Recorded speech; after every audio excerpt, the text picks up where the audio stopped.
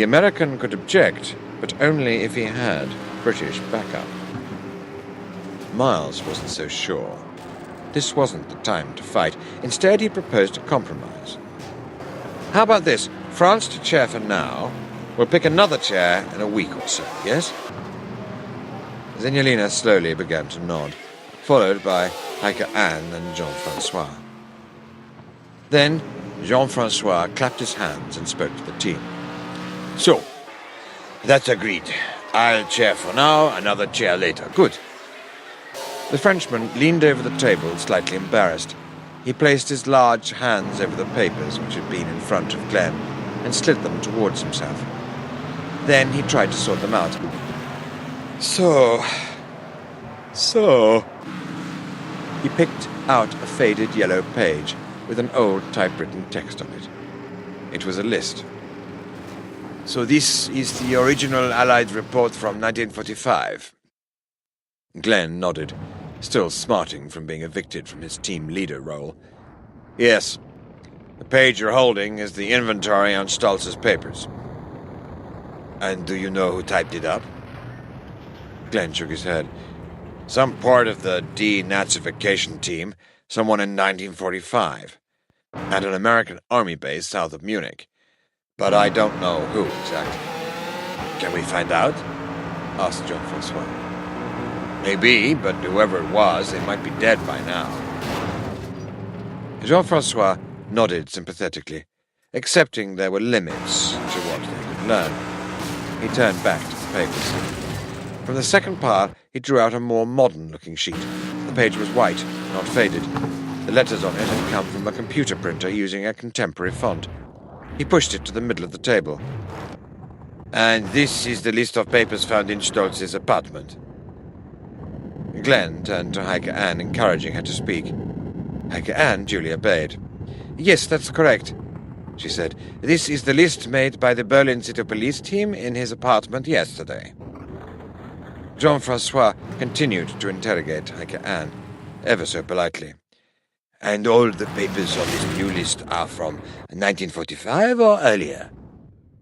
Yes. Jean-Francois considered the two lists. He compared them, putting them next to each other in front of him on the coffee table. Then he spoke softly. Now, I don't want to accuse, but does anybody know why the list written in 1945 is incomplete? The whole team looked blank. Jean-Francois asked again. So, nobody knows why in 1945 they didn't list all of the papers. He looked at all four of the people sitting around him in turn, wondering if any of them might volunteer something. They all remained silent. Jean-Francois continued, drawing out the final piece of paper.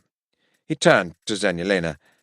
And does anybody know why the Russian government has decided that Stolz's papers would need to be re-examined after his death? The Russian diplomat was about to answer, but Glenn interrupted. He had a sarcastic tone. They probably thought it would be amusing. Jean-Francois accepted Glenn's humor. Okay, so we go through all of Stolz's papers. We read them all and report on anything which might still be amusing. 70 years later, is that agreed? He looked straight across at Zenyalinna. Zenyalinna, is Russia happy with that? Yes, Russia is content. Jean-Francois turned to Miles. Britain? Fine. And finally the U.S. Glenn? Glenn shrugged his shoulders, much as Jean-Francois had earlier. The Frenchman took it as a consent.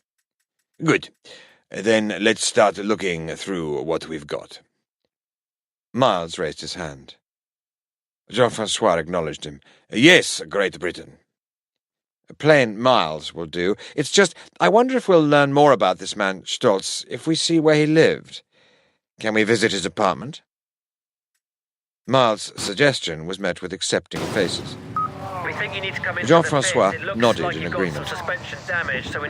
Right, so we look through the papers we have, and we do it in Stolz's old apartment.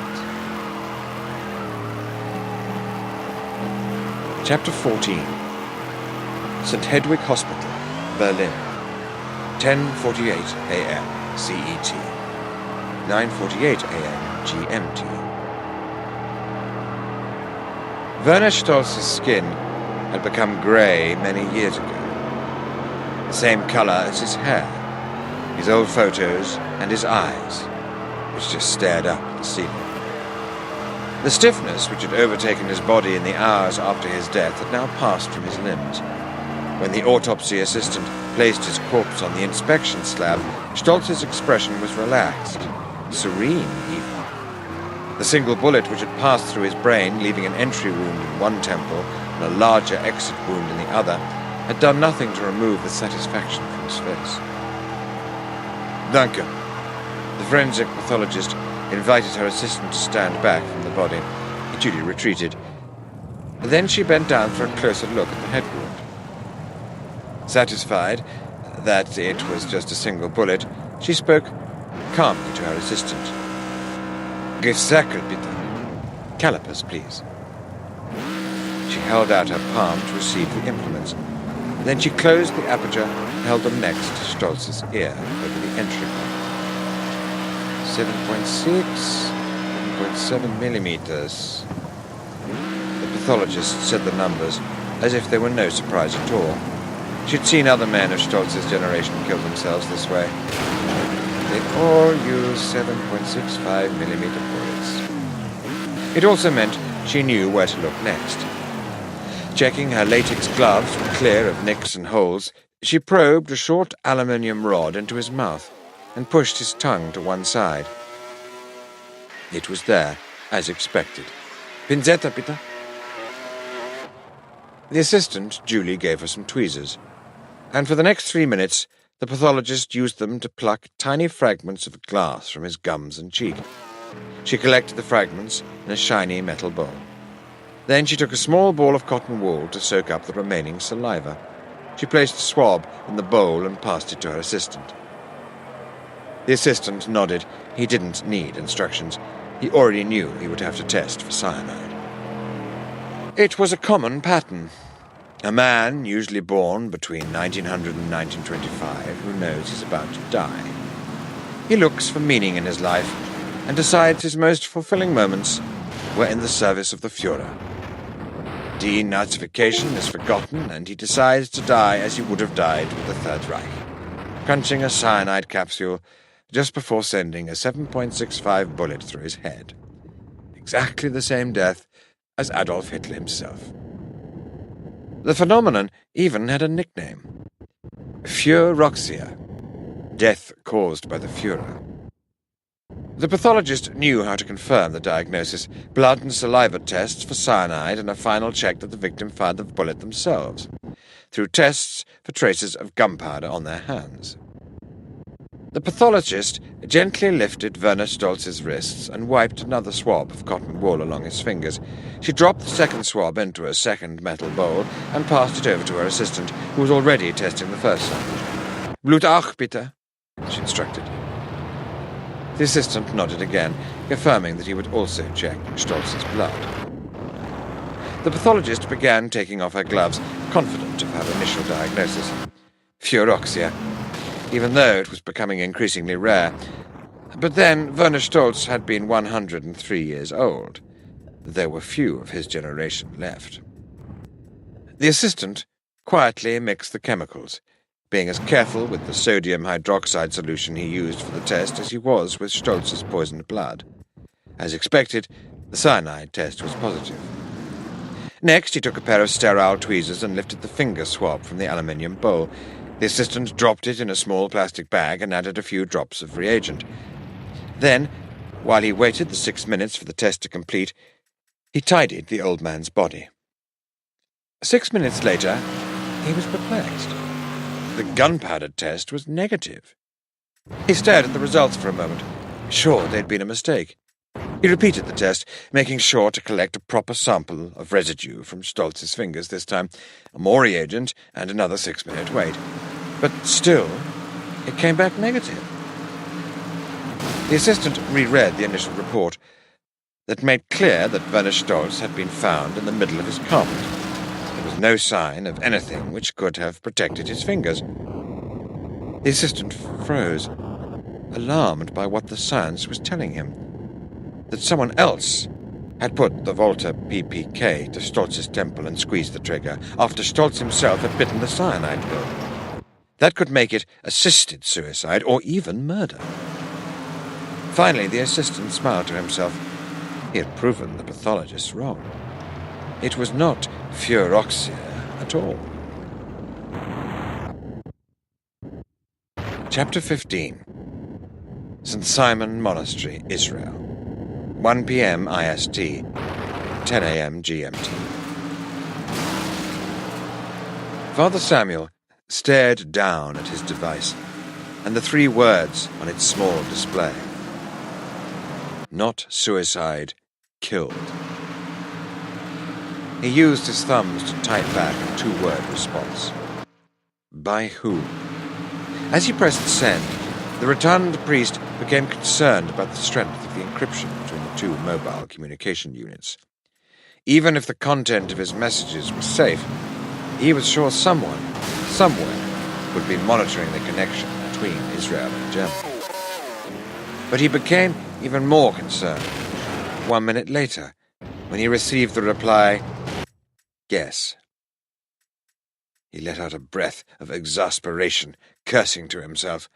Father Samuel rolled his eyes to the heavens, where he saw his monastery's magnificent ceiling. It was the artwork of religious devotion, years of dedicated craftsmanship, reminding him that his people had endured centuries of suffering.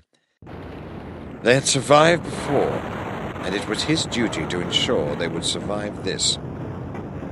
More calmly, he typed back just 3 words. No more deaths. Another minute passed before he received his answer. You won't need to pay extra. Then he sat down to wonder whether he needed to do more to ensure a satisfactory outcome in Berlin. The chance of a real problem remained extremely low, but if it did happen, the impact would be unimaginably huge. Chapter 16. Berlin, 11:05 a.m. CET, 10:05 a.m. GMT. Within 2 hours of their first meeting in the exclusive Cäcilienhof Hotel in Potsdam, the team of 5 had driven into the center of Berlin. Miles gazed out of the car window, wondering at the sights around him. He saw a woman in a hijab pushing a pram, and 2 men with tight haircuts holding hands. T-shirts were loud, and even the office workers seemed casually dressed. German society had rebelled against everything the Nazis stood for. Even more dramatic was the evolving cityscape. Cranes and construction equipment seemed to be everywhere. Berlin was being refashioned. Concrete, Prussian brick were being replaced by slick metal trimmed with wood and high-quality plastic.